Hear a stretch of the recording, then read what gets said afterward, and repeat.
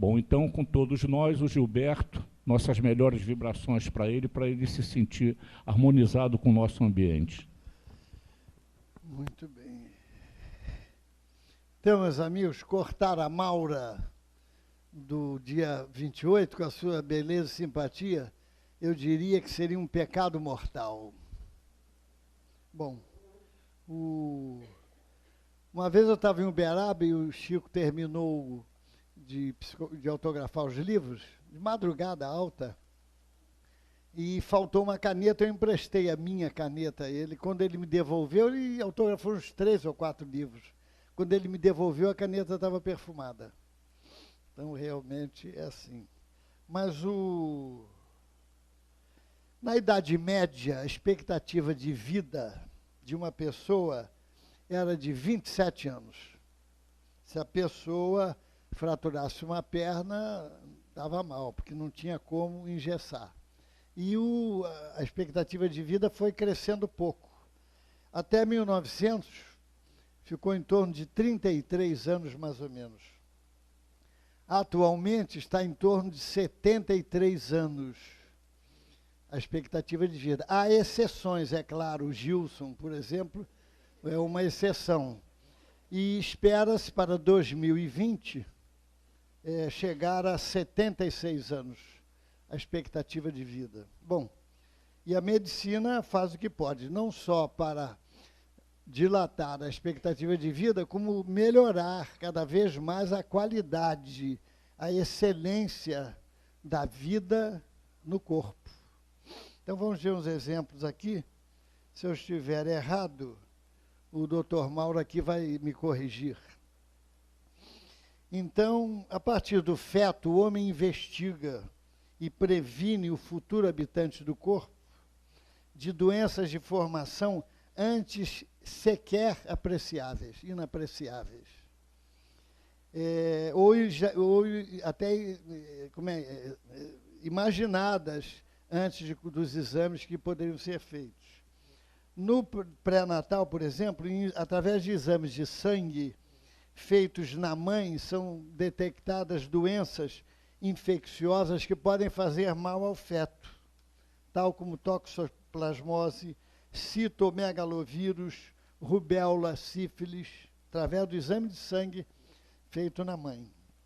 Através da ultrassonografia, feitas na gestação, elas revelam malformações fetais, além de amniocentise, eu vi na internet, viu, que investiga o cariótipo, que é o conjunto de cromossomos de um indivíduo.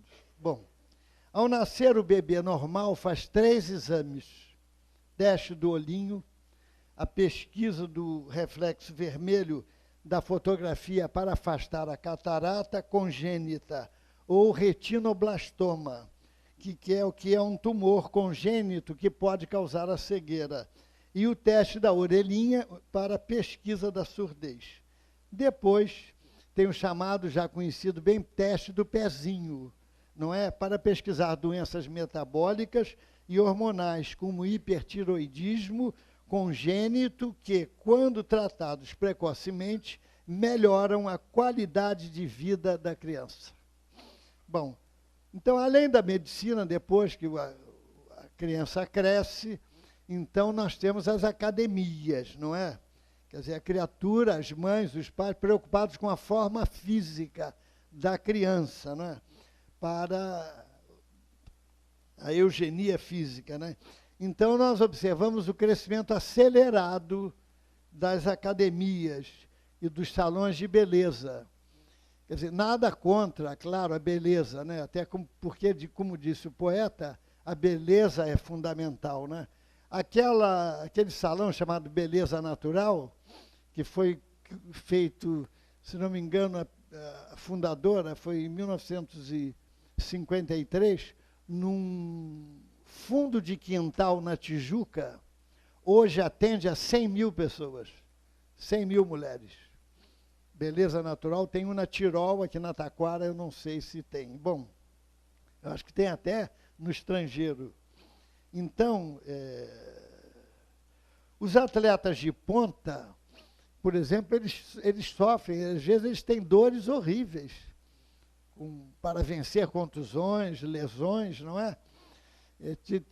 Tinha um jogador de basquete que ele depois porque eu joguei basquete no tempo que anão podia jogar basquete. Hoje eles só podem dar a bola para o gigante jogar.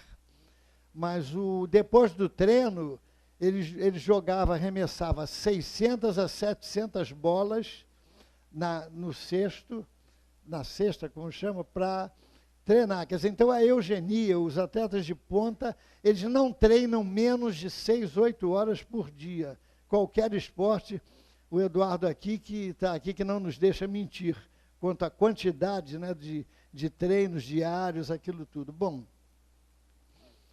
numa próspera cidade do interior de São Paulo,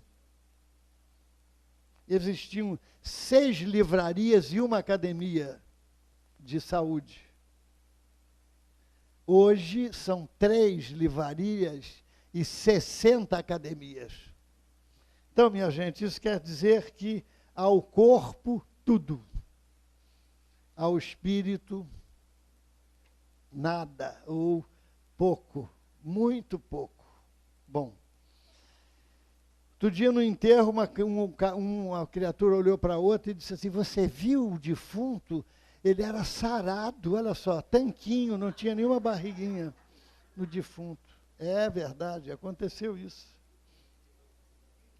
Bom, outro dia eu vi, tem umas dietas aí, viu? O homem meteu umas 2 dúzias de banana no liquidificador e comeu. Ele só fazia aquilo. Bom, eu gosto muito de banana. Eu não sei se é porque a minha última encarnação como macaco foi muito recente, mas eu gosto de banana. O outro disse que eliminou a geladeira da casa dele. Quer dizer, tem dietas as mais exóticas, mas tudo isso visando a eugenia, a saúde, a qualidade, a longevidade do corpo. Bom, então nós perguntamos, e o treinamento para a gente morrer? Como é que está? Será que a gente faz o treinamento para morrer? Será que a gente já pensou nisso? Será que é fácil treinar para morrer? Será que é difícil treinar para morrer? Mas eu estou falando, gente, esses lápis aqui, a gente sempre esquece de apanhar o bom. Eu estou falando para morrer bem. Morrer bem, porque morrer todo mundo vai. Porque se há uma empresa que o seu cadastro não falha, é o da Dona Morte. Ela tem o endereço de todo mundo certinho, certinho, e não falha. Na hora certa, ela vai lá e apanha a pessoa. Bom, então nós estamos falando, vai ficar essa reflexão, essa pergunta: será que nós estamos fazendo na nossa vida, ou pensamos em fazer um exercício, um treinamento para morrermos bem? Porque morrer todo mundo vai. Isso aí morre o mal, morre o bandido, morre o santo, morre o político, morre o professor, morre todo mundo. Agora eu estou falando em morrer bem. Então, numa pequena cidade, porque o cadastro da morte é infalível, numa pequena cidade do interior, a morte chegou, chamou o prefeito e disse assim: olha, vou levar 100 habitantes da sua cidade. Está aqui a lista. Onde eles estão? Ah, o prefeito tremendo de medo, eles estão lá na praça, porque tem uma festa. Quando a Dona Morte chegou na praça, a praça estava vazia, porque notícia ruim corre rápido, não tinha ninguém, estava vazia. E eles fizeram tudo o que foi possível. Quem tinha barba tirou, quem não tinha colocou, quem era careca arrumou uma peruca, enfim, todo mundo tentou se defender para se mascarar perante a morte. Não é brincadeira não, Angelina, é verdade. Não adianta fazer, cabelo, escovinha, né, coisa para mudar, porque ela sabe direitinho o endereço da criatura. Bom, então, quando a morte chegou lá, a praça estava vazia, mas 20 dias depois, porque ela disse: vou levar 100 em um mês. Em um mês vou levar 100 pessoas. Mas em 20 dias o prefeito mandou chamá-la, mas com o maior cuidado, com medo dela se aborrecer e se virar contra ele, né? Olha, minha senhora, a senhora tem um problema aí, porque a senhora disse que ia levar 100 em um mês, são 20 dias e já foram 150. Ela olhou a lista e disse, não, realmente, olha, aqui estão os da minha lista, agora são 100, agora os outros 50, estes morreram de medo, eu não tenho nada com isso. Quer dizer, morreram de medo, né?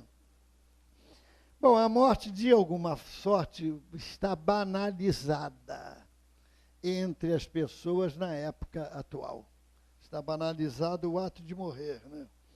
Eu conheci um rapaz que ele levou um tiro no rosto de um assaltante na freguesia, numa esquina lá, muito movimentada, e ninguém parava para socorrê-lo. Não era de noite, era à tardinha, ele com o rosto ensanguentado, fazendo sinal, nenhum carro parou. Ele só conseguiu socorro quando ele se colocou na frente de um caminhão, aí o caminhão parou, aí levou ele para o hospital. Então a morte está banalizada, não é? Bom, então, o que nós estamos fazendo com relação à morte? A religião que deveria orientar as criaturas, até certo ponto, permanece presa ao superficialismo do sacerdócio. Nós estamos falando das religiões tradicionais, não é? Sem tocar a profundeza da alma. Então, eu penso, olha, eu penso que nós deveríamos fazer, os centros espíritas, inclusive, cursos periódicos para treinamento para aprender a morrer. Treinamento para morrer com serenidade e com educação. Chico Xavier dizia que nós deveríamos treinar meia hora por dia para aprendermos a morrer com educação. E que o estado de coma é para que a pessoa morra sem gritar, sem exasperar-se. Por isso que existe o estado de coma, viu?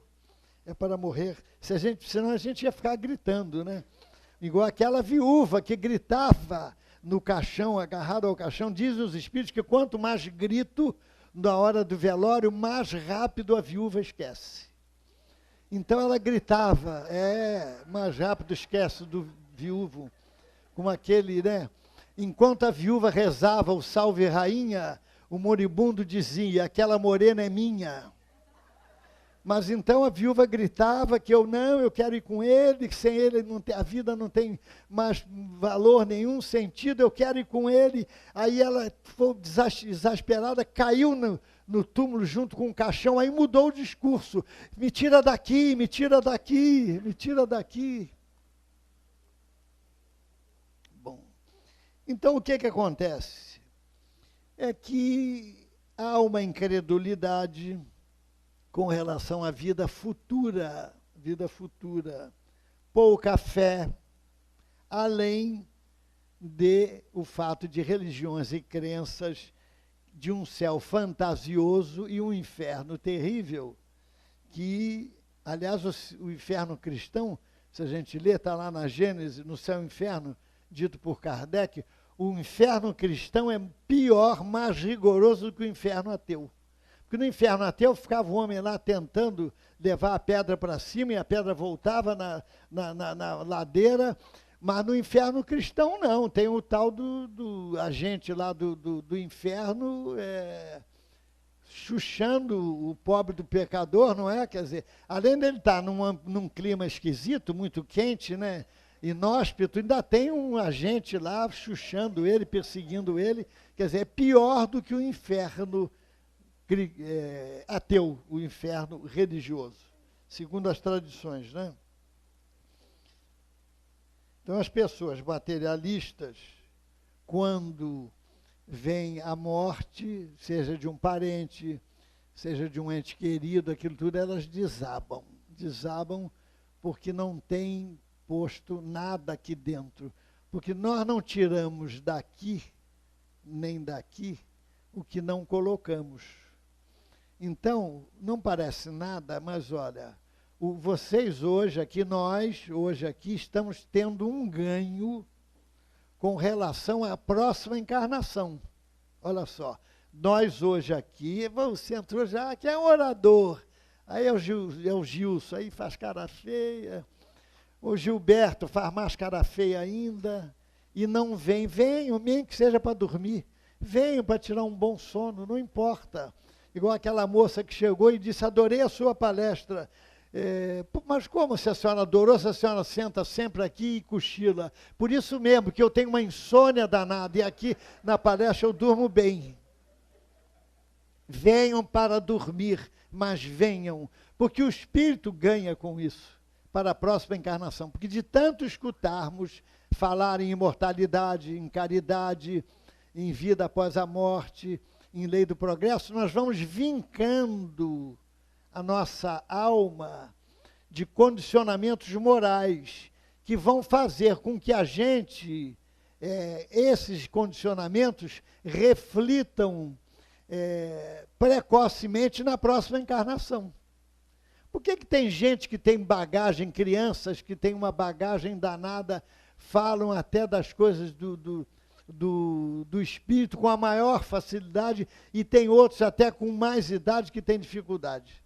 Porque não tem a bagagem anterior. Como o filho da Paula, filha do Gil, neto do Gilson, ele é muito precoce, aliás, a garotada de hoje, e a mãe mandou ele fazer uma prece, encerrando o culto, a prece final, e ele tinha aprendido as palavras maternos e paternos. Então aquilo foi uma novidade para ele.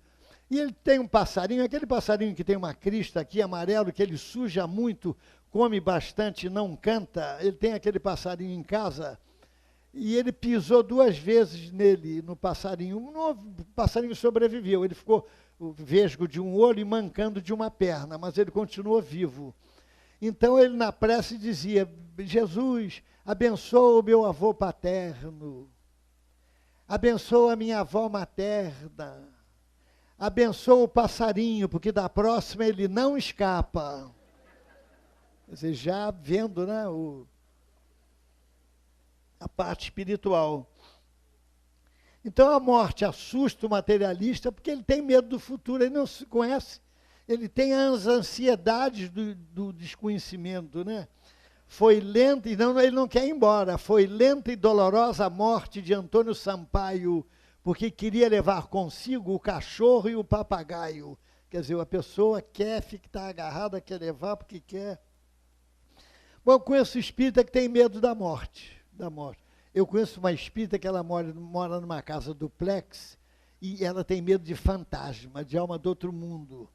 Se ela tiver com sede e a luz, por uma razão qualquer, tiver apagada, ela vai acordar com sede, porque ela não desce para beber água, com medo.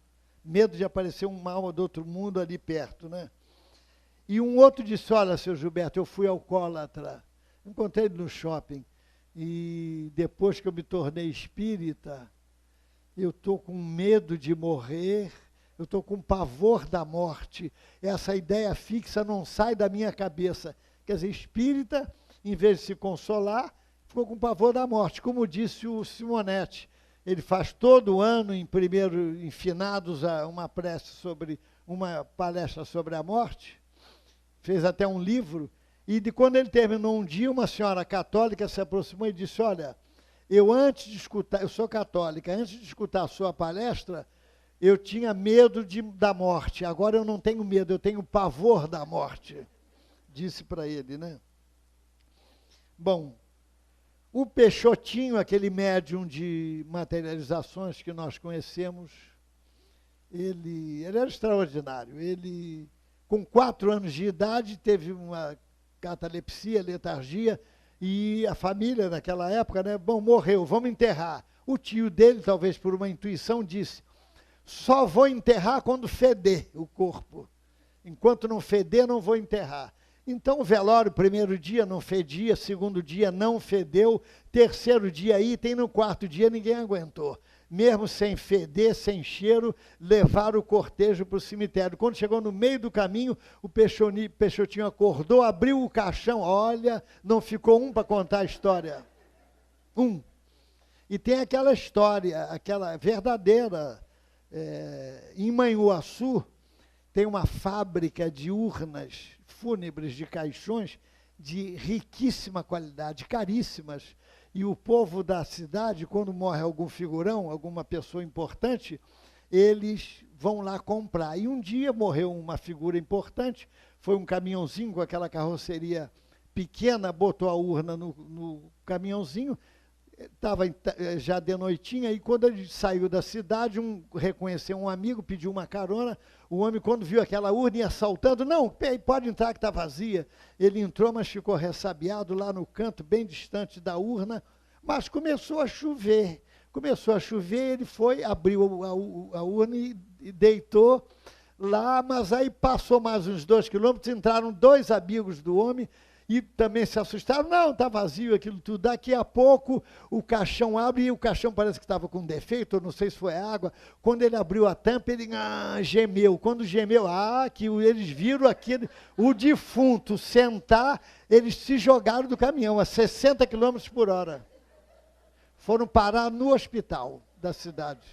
60 km por hora, com medo do fantasma. Já imaginou? Bom. Então, gente, o grande desafio do Espiritismo qual é? É ensinar as pessoas a pensarem, a discernir, né? A pensar. O Chico dizia, o Emmanuel, que a grande proposta do Espiritismo é ensinar as criaturas a pensar. Porque quem pensa direito morre bem, leva uma vida tranquila, saudável, né? Então, o imperativo do estudo das obras espíritas, porque ninguém se torna espírita verdadeiramente porque leu uma página, porque assistiu uma palestra, porque assistiu uma conferência, ou porque viu na internet uma palestra, enfim. Ninguém pode ser simpatizante, mas espírita verdadeiramente, não, né?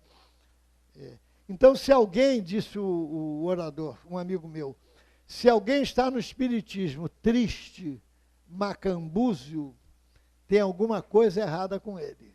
Tem alguma coisa errada com ele, porque se há uma coisa que o espiritismo faz, é tornar a criatura alegre, tornar a criatura dinâmica, né? Alegre, contente, otimista. Eu conheci uma senhora com 90 anos no mercado.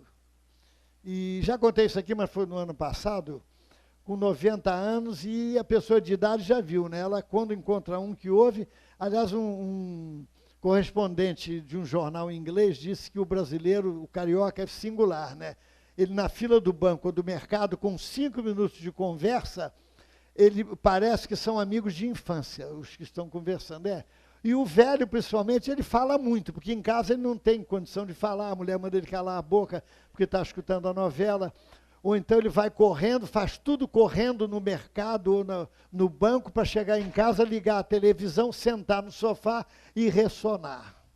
É o que ele faz muito. Então a senhora de 90 anos, muito simpática, muito educada, disse, olha, eu ainda trabalho, eu tomo conta de uma senhora com 70 anos de idade, sou cuidadora, vou ao caixa eletrônico, não preciso de ajuda, sou viúva há 50 anos. Eu falei, está explicado a razão da longevidade. Viúva há 50 anos. Então, há pessoas que não sorriem, já repararam? Passam a vida emburradas, não sorriem de jeito nenhum, né? Há um grupo no Japão que está escrevendo um livro de 800 páginas sobre a terapia do riso, induzindo o indivíduo a rir. Olha, segundo eles, o riso tem curado artrose, reumatismo, depressão, dor do estômago e dor de cabeça. Viu, Jorge? Cura artrose, o riso, aquela coisa. Não, eu não estou dizendo que ele tem artrose, né? Mas pode ser que ele conheça algum amigo que tenha, né, Jorge? Aí você... Porque ser triste, gente, com todo respeito, é próprio de uma inferioridade do espírito. O espírito, vocês já imaginaram, será que no céu tem benfeitor triste? Será que no céu, ouvi dizer que nos céus onde a alegria passeia, não há santos com neurose, nem anjos de cara feia, disse Cornélio Pires, e é verdade. E veja a importância, o espírita quando está triste, ou ele está com fome, ou ele está obsidiado, uma das duas. Pode ver isso. Ou ele está obsidiado ou está com fome, uma das duas.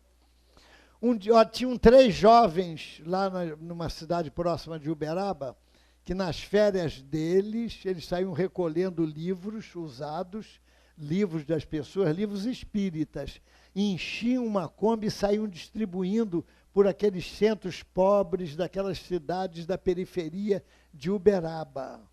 E depois encerravam as férias no Chico, e um deles perguntou ao Chico, Chico, olha só, nós observamos muito centro com uma assistência social até de destaque, mas pouco estudo, pouca atividade doutrinária. O que você acha, Chico? Então o Chico disse, a fome física é gritante. Uma canequinha de arroz, 1 litro de óleo aqui, 1 quilo de feijão acolá. Mas ele disse, a fome espiritual é anestesiante. Não, a fome espiritual é anestesiada pela ignorância. E o grande problema é que a ignorância não dói. Se a ignorância doesse, seria uma maravilha, porque a pessoa ia procurar rápido sair da ignorância, porque é o tipo da dor que o comprimido não ia curar, não é? Bom, George Washington Carver, que foi um dos maiores botânicos americanos, ele era uma criatura extraordinária. Com 8 anos de idade, ele era órfão, você veja, ele nasceu na época da Guerra da Secessão, entre o Sul e o Norte, onde havia um racismo violentíssimo. E o negro só sabia plantar algodão. Ele tinha exaurido os nutrientes da terra, porque só sabia fazer há séculos a monocultura do algodão.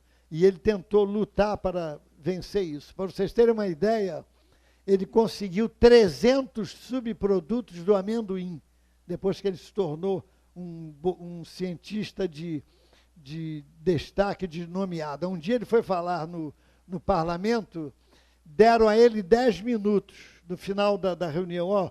Nós estamos cansados e o senhor, por favor, fale 10 minutos. Ele falou 1h e 45 minutos e foi aplaudido de pé depois. Então, com 8 anos de idade, ele olhou a tia fazendo tricô e começou a olhar atentamente e pensou, se ela pode fazer, eu também posso. Foi no quintal, pegou umas penas de peru, tirou as penas e ficou com a haste, pegou uma meia, desfiou a meia e fez o tricô. Então ele era um espírito porque, gente, é o protótipo do espírito do 3º milênio. O espírito do 3º milênio vai se caracterizar pelo interesse das coisas do espírito, pelo interesse das coisas da arte, do estudo, da cultura. E esse senhor, que era extremamente pobre, passou fome, só depois dos seus 30 e poucos anos é que ele conseguiu algum recurso material e uma faculdade. Ele gostava de arte, ele gostava de representar. O Chico Xavier adorava a seresta. Com 17 anos, 16 anos, ele acompanhava os irmãos mais velhos e o pai fazendo serestas com violão lá na pequena e distante Pedro Leopoldo, onde ele nasceu. Então a arte, gente, a música, esse Jorge Carver, ele adorava pintar telas, quadros. Ele construía pincéis do jeito que ele podia para pintar. Então, gente, é o protótipo do espírito que vai habitar a Terra no 3º milênio. O gosto pela cultura, o gosto pelas artes, o gosto pelas coisas do espírito. Ele vai utilizar as coisas materiais apenas para prover a sua subsistência, não com aquele afã, com aquele desejo desmedido de amontoar aquilo que vai ficar aqui, porque as traças roem, né? Então, um dia ofereceram ao Chico um livro católico de 1900. Então, ele perguntou aos jovens, aos 3 rapazes, quantos livros espíritas foram editados de 1900 para cá? E quantos leitores os tiveram nas mãos? E ele arrematou convicto, Chico, nós espíritas convictos devemos reencarnar logo.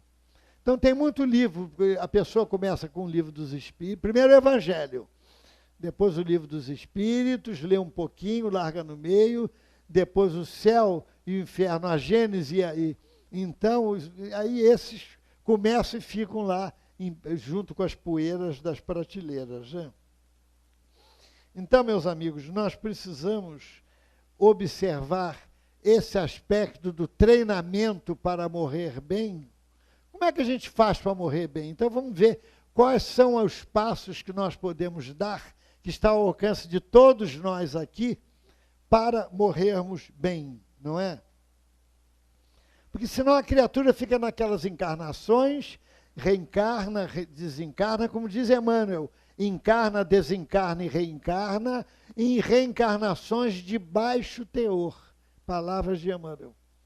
Reencarnações de baixo teor, sem valor espiritual, vamos dizer assim, né? Então, olha, a pessoa tem que ser alegre.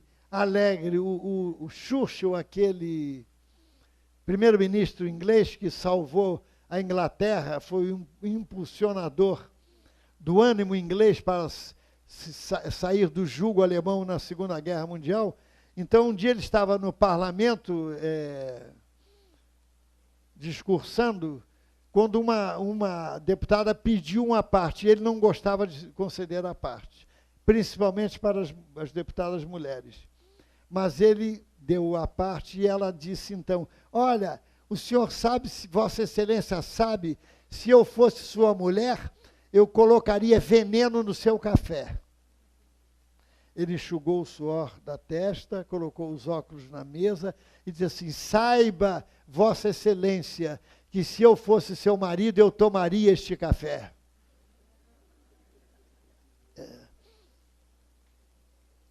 Luís XIV perguntou à mulher se estava contente com seu médico.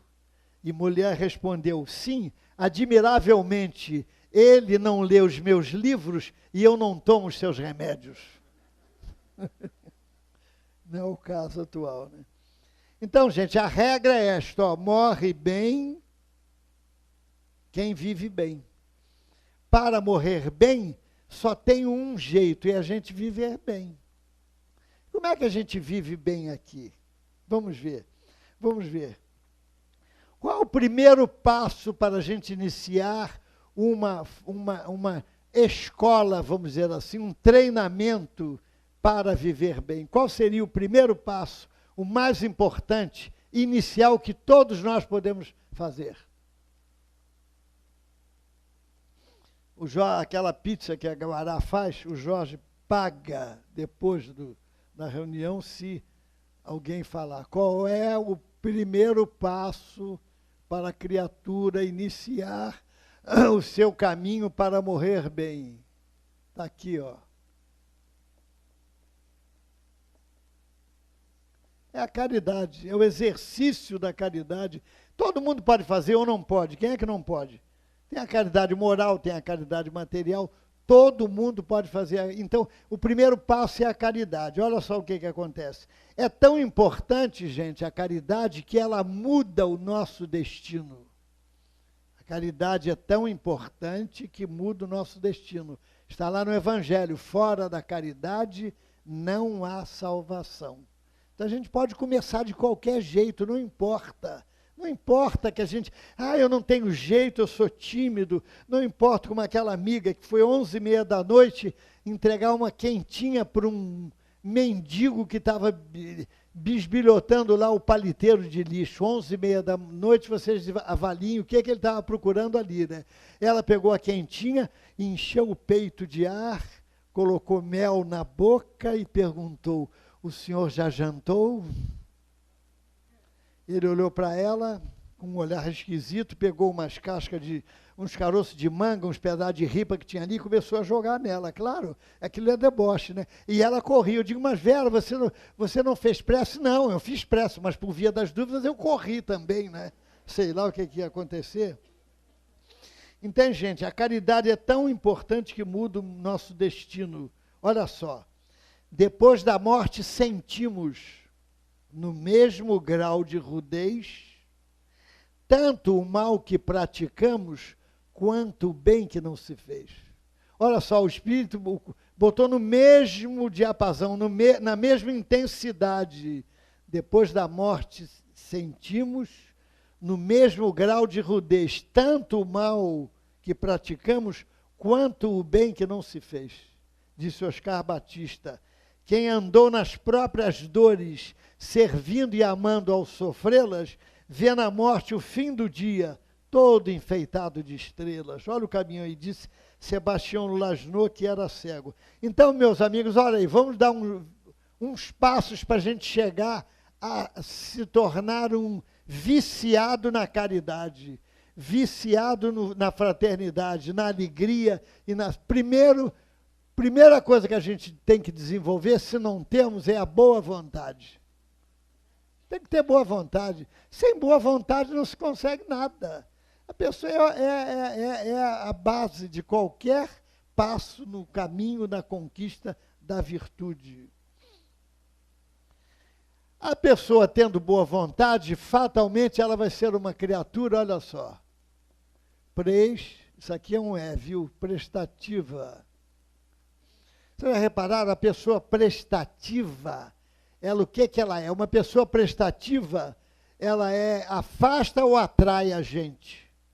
Ela atrai. Uma pessoa prestativa, ela é simpática. Olha só, quanto ganho a pessoa vai tendo quando ela desenvolve nela a boa vontade. Ela é simpática. Eu tenho um parente, aliás, um parente da minha mulher, que ele disse para mim o seguinte, não gosto de receber favores, porque não gosto de fazer favor para ninguém. Então, agora, uma vez eu perguntei a Dalvinha, que já está no plano espiritual, que era uma criatura de extrema boa vontade, porque quando a pessoa não tem boa vontade, quando você começa a ensaiar que vai pedir alguma coisa, ele já constrói na cabeça uma defesa, um obstáculo para não fazer. Nunca pode, nunca tem tempo, tem sempre dificuldade, não sei, não posso, não conheço. E eu perguntei para testar a Dalva, você conhece a rua tal na Curicica? Ela morava na Curicica. Olha a saída dela numa explosão de espontaneidade, viu? Eu não conheço, mas eu posso procurar. Olha que beleza. Por quê? Porque ela era prestativa, gente. Ser prestativa já era uma qualidade incorporada à alma, ao espírito da Dalva. Então, vamos lá. Era uma pessoa simpática, e sendo simpática, automaticamente você vai ser o quê? Fraterno.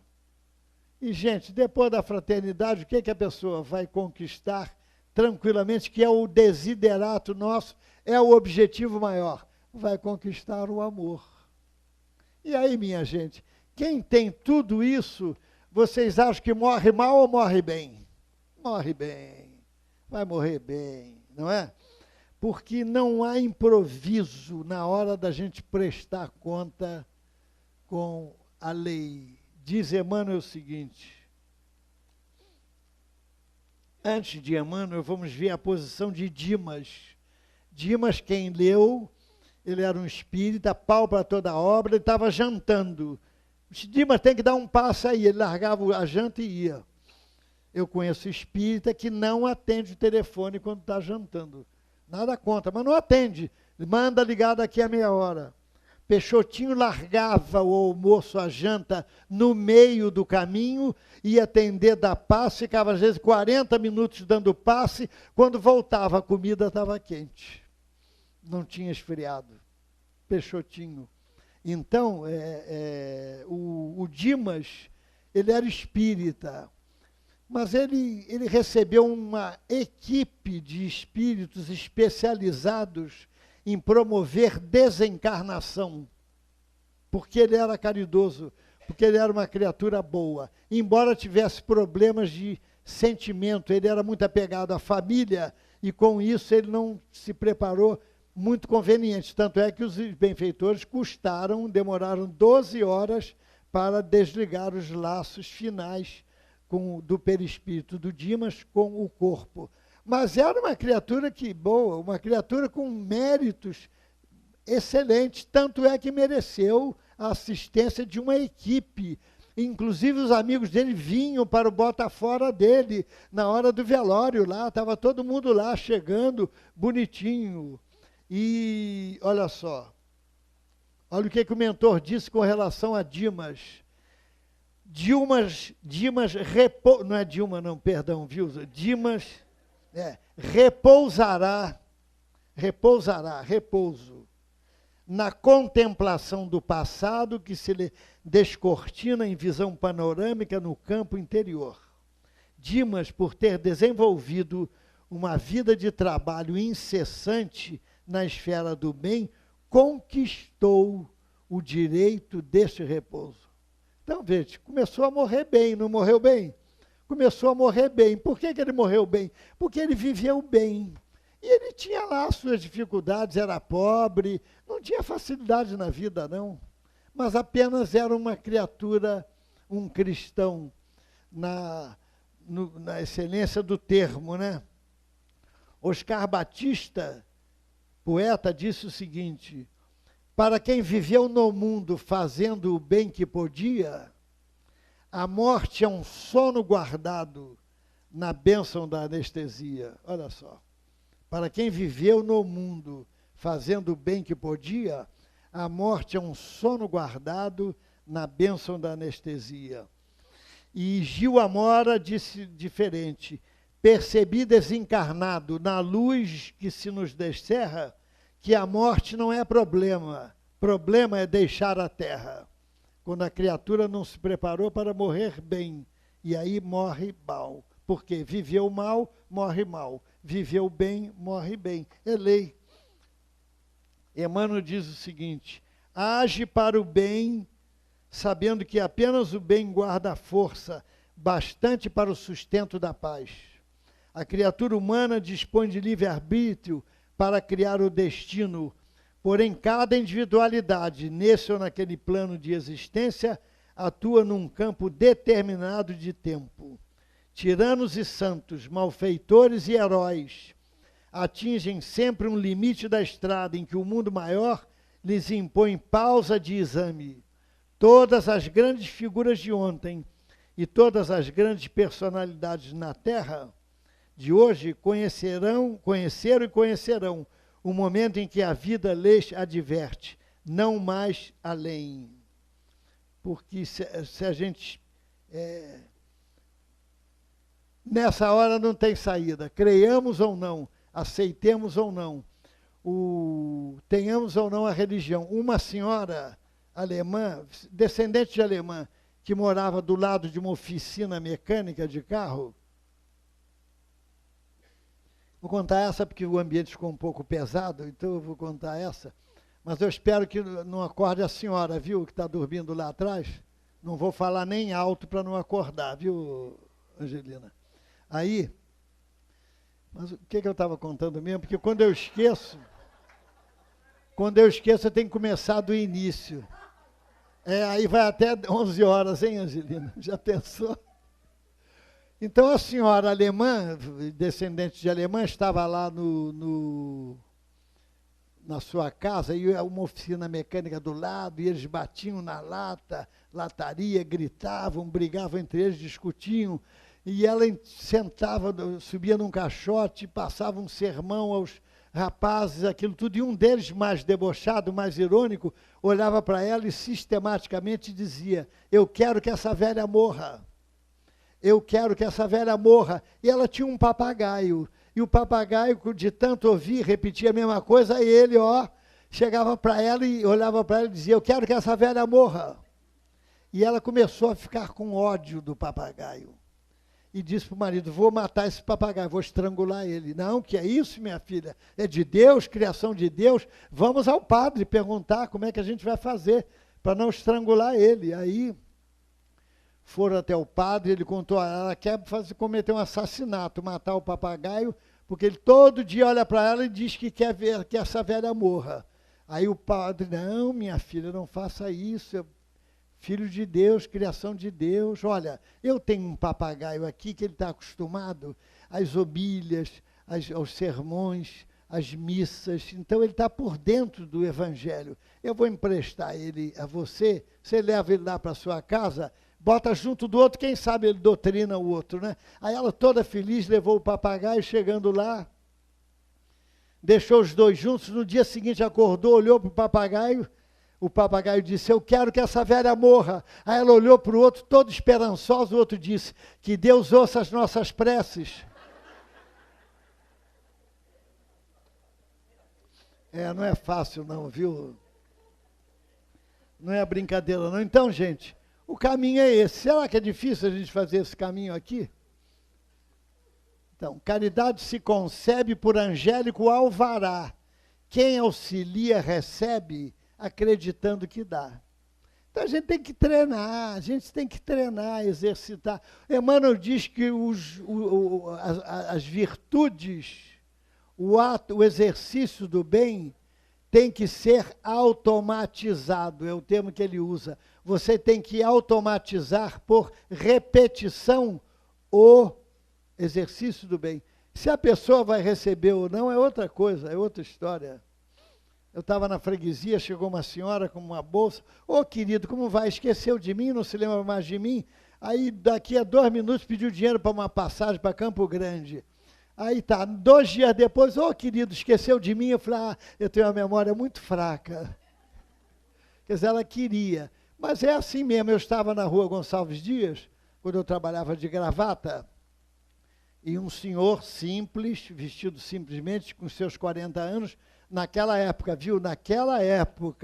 pediu 2 cruzeiros para pegar um trem para Deodoro. Eu dei. Aí passou 5 minutos, eu estava vendo outra vitrine, ele: escuta, o senhor quer... Eu atraía, viu? Eu atraía esse pessoal. Chegou para mim: o senhor quer me dar 2 cruzeiros para pegar um trem para Deodoro? Eu falei: olha, para Deodoro eu já te dei, pede para outro lugar. Cascadura, por exemplo. E ele: sério? Então o senhor me dá para Cascadura mesmo? Aí eu dei de novo.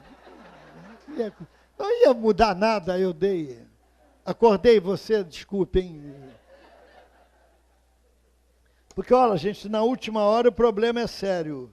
Na última hora o problema é sério. Eu vou explicar para vocês como é que o problema é sério. Como é que eu tenho que fazer aqui, ó?